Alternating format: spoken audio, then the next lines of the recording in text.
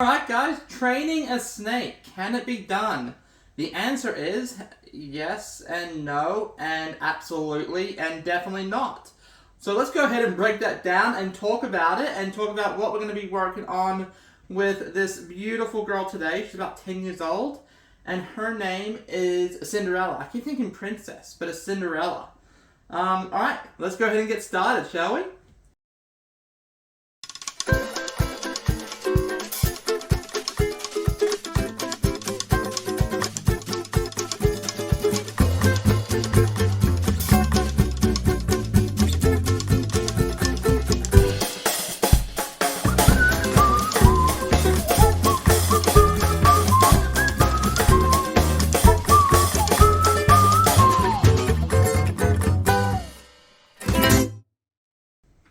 Alright guys, so we have a 10-year-old ball python female, a 10 to 13-year-old I was told, and I haven't really gotten her out that much because I just got her recently from one of my most favorite people in the world, and she came with a little bit of a fixer-upper. So she had an RI, which is a respiratory infection that we've gone ahead and treated now, but she still does do a little bit of that open mouth movement you will typically see, but she's received all the antibiotics, and we no longer hear any of that wheezing and stuff like that. But we still technically have her isolated from anything else in the reptile room. The other thing is she had scale rot, and scale rot we've gone ahead and treated, and we have treated it beautifully. We'll do other videos later on about how we treated the RI and how we treated the scale rot. You can see her under, look at that, all nice and cleaned up. Hello, pretty. So, now one of the things about Cinderella is that she is head shy. So while she's been handled pretty decently from her last place, and you can tell she was definitely loved from her last place, she is a little bit head shy. So you see, as soon as I touch that head, we're coming right up. And a lot of times when I touch her head, she'll do that sudden retraction. I'm like, don't touch me. Because, in fairness, it's terrifying, right?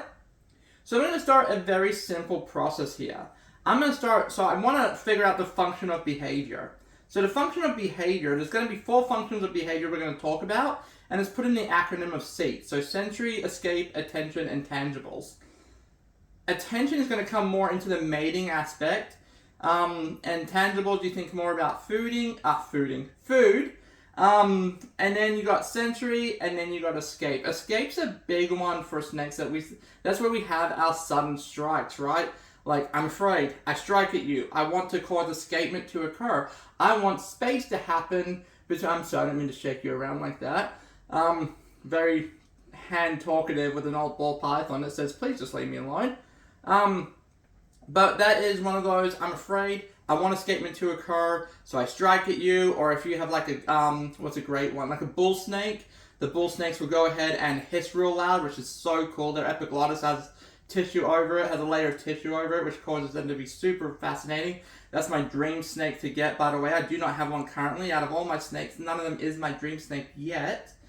But there's many different ways that snakes display this. But sometimes the way we display escapement is quite literally to just escape. So when we think of snakes being aggressive, it's usually going to be either a feeding response or it's going to be an escapement, a function of behavior being the escapement. Alright, so one thing we're going to start doing with her for training is we're going to take her out every day for about 30 minutes. And we'll start off with that duration. We can increase the duration later, but right now we're just going to start with 30 minutes. Let's get you repositioned here so you can kind of see the camera. Alright, I don't usually ever let snakes this close to my face, by the way. I've got a 7-foot boa that there's no way, I love that snake to death, but there's no way that thing's coming that close to my face. So we've established a function of behavior, right? So we know it's escapement. We know that she gets nervous, she sees things touching her head or coming to her head. We want to get her desensitized to it. So we take her out for 30 minutes a day. Every 2 minutes, I'm going to touch her head. Of course, she's like super chill at the moment. It's like, turning me into a liar on camera. Every 30 minutes, we're going to touch your head. Every 2 minutes, I'm sorry for that 30 minutes, we're going to touch your head very softly. And that's it. We're going to wait 2 more minutes.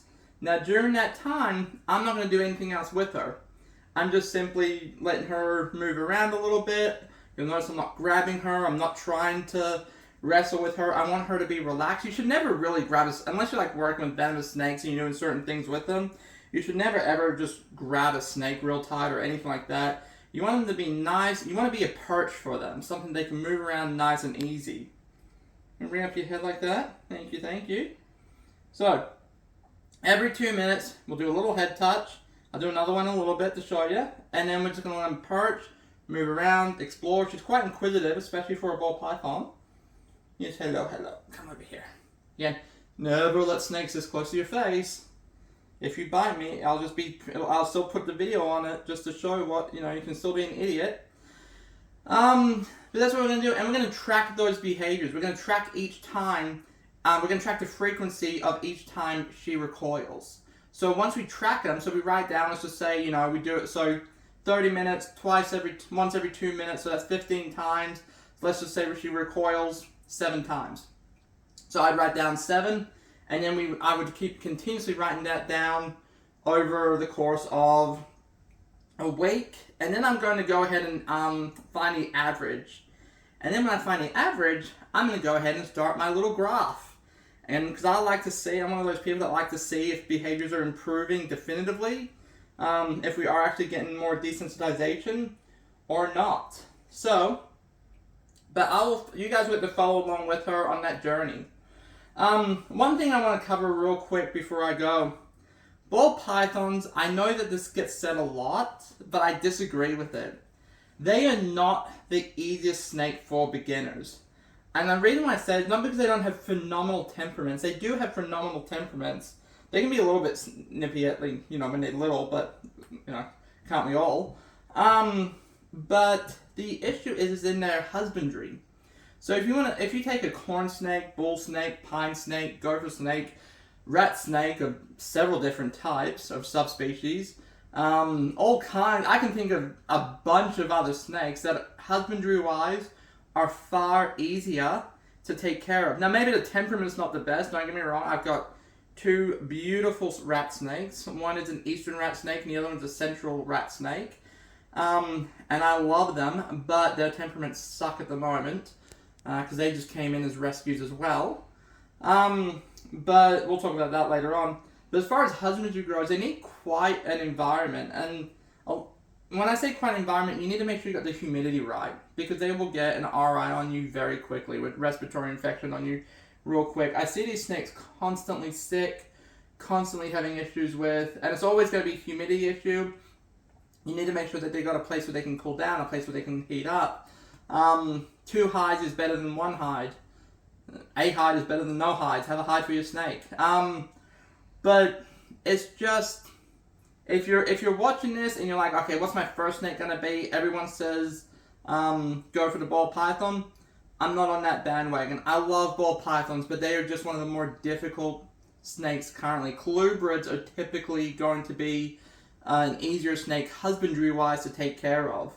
But again, it comes down to temperament and handability and working with them and all kinds of things like that. And also what it is you're looking for. I can take this snake here and uncoil in a way.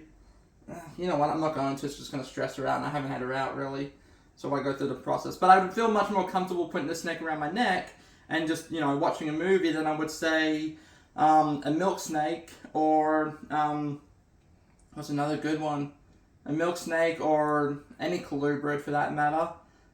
Where it's going to be, a bit more work. I got my 7-foot common boa. That snake definitely lives up to being a little bit more on the arboreal side, where he wants to go ahead and climb everything, as we found out the other day, when he almost took down our chandelier in the living room. So, fun little times with snakes. But anyways, guys, so that's how we're going to start with desensitization for head shyness with this ball python. Like I said, I'll go more into depth when I actually start tracking the maladaptive behaviors. I start tracking the frequency, and then I'll start tracking the rate. And then I'll start graphing it, but we'll get more into that later on. Alright, thank you so much.